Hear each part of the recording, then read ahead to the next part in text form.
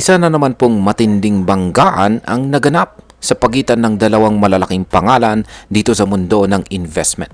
Yan po ay si Ginong Peter Schiff, ang kilalang gold supporter, at si Ginong Michael Saylor, ang die-hard Bitcoin believer.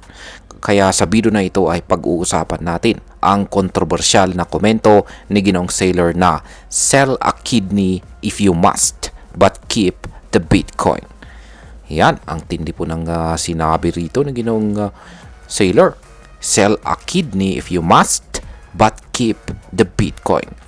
At yan po ang pagbili ng kanyang kumpanya ng dagdag na halos $1 billion o mahigit 57 billion pesos na halaga ng Bitcoin. Yan. Bakit nga ba muling nagbabanggaan ang dalawang ito?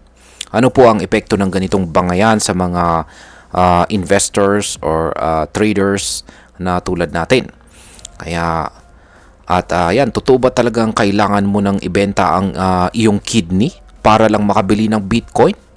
Kaya yan po ang siyang ating pag-uusapan sa video na ito. Pero bago po tayo magpatuloy ay pakibasa na lamang po muna ang disclaimer dito sa ibaba ng ating screen. At ayun, ang nakikita natin dito, yung nandito sa ating bandang kaliwa, ay siya po si Ginoong Michael Saylor. Yan, ang die-hard Bitcoin believer. Yung nandito naman po sa ating bandang kanan ay si Ginoong Peter Schiff, ang kilalang gold supporter. Yan. Ngayon ay simulan po natin sa kung sino po itong si Ginoong Michael Saylor at bakit po siya kilala dito sa mundo ng crypto. Yan, si Ginong Michael Saylor ay siya po ang founder at saka executive chairman ng Strategy na dating tinawag na MicroStrategy. Isa po siyang kilalang figure na kilalang kilala dito sa mundo ng crypto dahil po sa kanyang aggressive na pagbili ng Bitcoin. Para po kay Ginong Saylor, si Bitcoin ay hindi lang isang digital asset. Isa po itong lifeboat sa gitna ng lumulubog na fiat financial system. At nitong linggo lang, binilhan niya ulit si Bitcoin ng $1 billion. Oo, tama po ang narinig ninyo. $1 bilyong pa ang idinagdag niya sa portfolio ng kanyang kumpanya. Kaya sa kabuuan ay umabot na sa halos $42 billion ang kabuuang investment nila sa Bitcoin. At yan, syempre, hindi lahat ay bilib po sa kanyang ginagawa. Yan, dito naman po papasok itong si Ginoong Peter Schiff. Ayan, sino naman itong si Ginong Peter Schiff? At bakit po siya laging kontra kay Bitcoin? Si Ginong Peter Schiff ay isang matagal ng financial commentator, author at saka CEO ng Euro-Pacific Capital. Pero mas kilala po siya bilang hardcore supporter ng gold. Yan, or ginto. Para sa kanya, si Bitcoin ay isang speculative bubble na pwedeng sumabog kahit anong oras. Kaya naman, tuwing may malaking galaw si Ginong Saylor o kaya ay may hype kay Bitcoin, siguradong may pasabog din itong si Ginong Schiff sa social media. At hindi po siya tumitigil sa pagtuligsa. Noon pa man ay sinasabi na ni Ginong Schiff na ang Bitcoin ay walang tunay na value at isang malaking ilusyon lamang. Ngayon ay ano na po ang nangyari sa bagong bangayan nila. Ito po yung talagang gusto nating malaman. Yung kanilang banggaan dito. Yan. Ang pinakasimula ng gulo ngayon ay nang muling bumili ng malaking halaga itong si Ginong Saylor para sa kanyang kumpanya.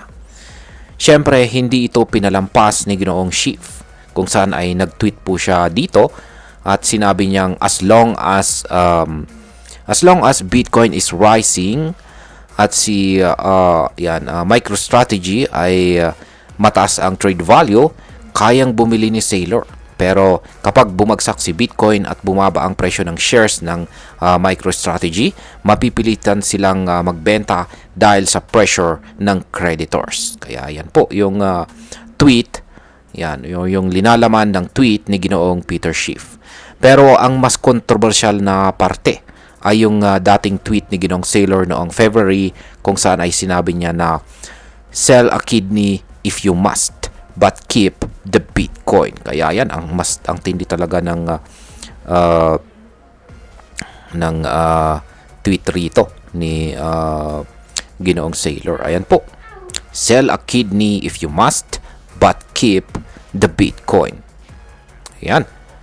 Parang binomba ng dynamite ang crypto Twitter. Sinagot po ito ni Ginoong Schiff ng may halong pang-aasar. Kaya ayan po yung kanyang ayan po yung kanilang actual na tweet dito.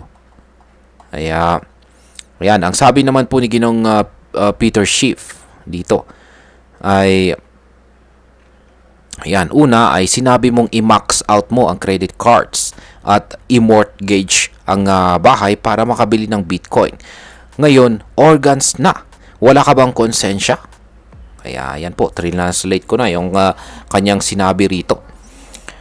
Ayan, ulitin natin yung kanyang sinabi. Ayan, yung kanyang tweet dito.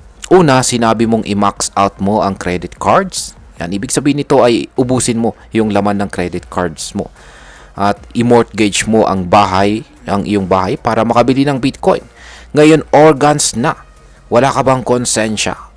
Have you no shame? Yan yung sinabi ni Ginong Peter Schiff dito. At hindi rin nagpapahuli itong si Ginong Sailor. At ang kanyang viral na reply dito ay ayan na nga. Sell Peter Schiff's kidney. Keep the Bitcoin. Kaya yan po ulit. At dito na po talaga lalong uminit ang debate. Ano ba ang mas malalim na issue dito? Yan, gold versus Bitcoin ba talaga ito? Yan, tama ka dyan. Ang bangayan po nila ay hindi lang simpleng away ng opinyon. Isa po itong simbolo ng mas malawak na debate sa pagitan po ng old school asset na gold or ginto at ang modern digital gold na store of value na si Bitcoin.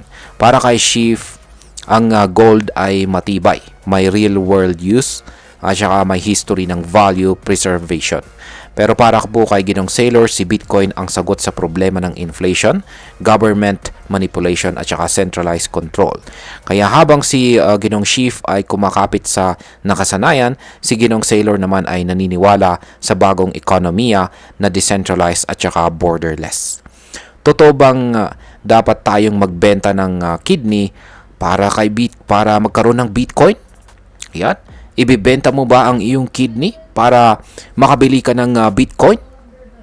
Sa totoo lang, metaphorical ang ibig sabihin ni Ginong Sailor sa kanyang sell a kidney comment. Hindi niya literal na sinasabi na ibenta mo ang organs mo. Ito ay isang matinding pahayag na nagpapakita kung gaano po siya ka-devoted kay Bitcoin. Pero ito po ang problema.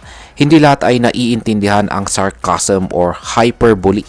Kaya may mga taong natatakot at nadidismaya sa mga ganitong salita.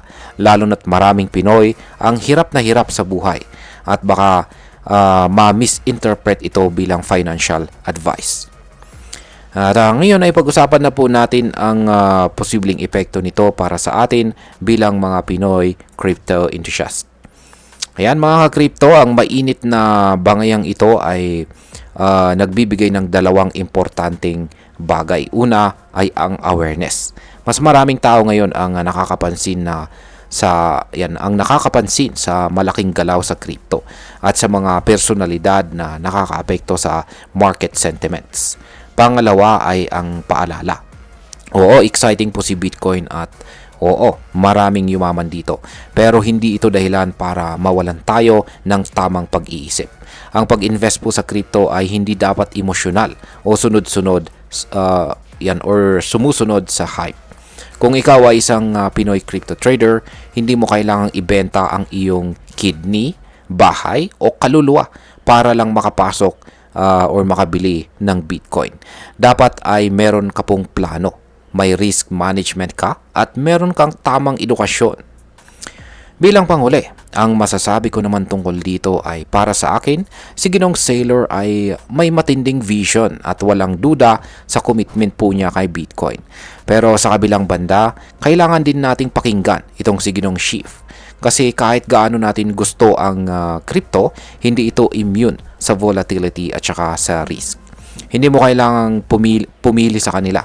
Pwede mong gamitin ang kaalaman ni Ginong Chief bilang reminder na laging may downside risk at ang optimism ni Ginong Sailor kung saan ay pwede mong gawing inspirasyon para mag-research pa at matuto pa tungkol sa future ng digital finance.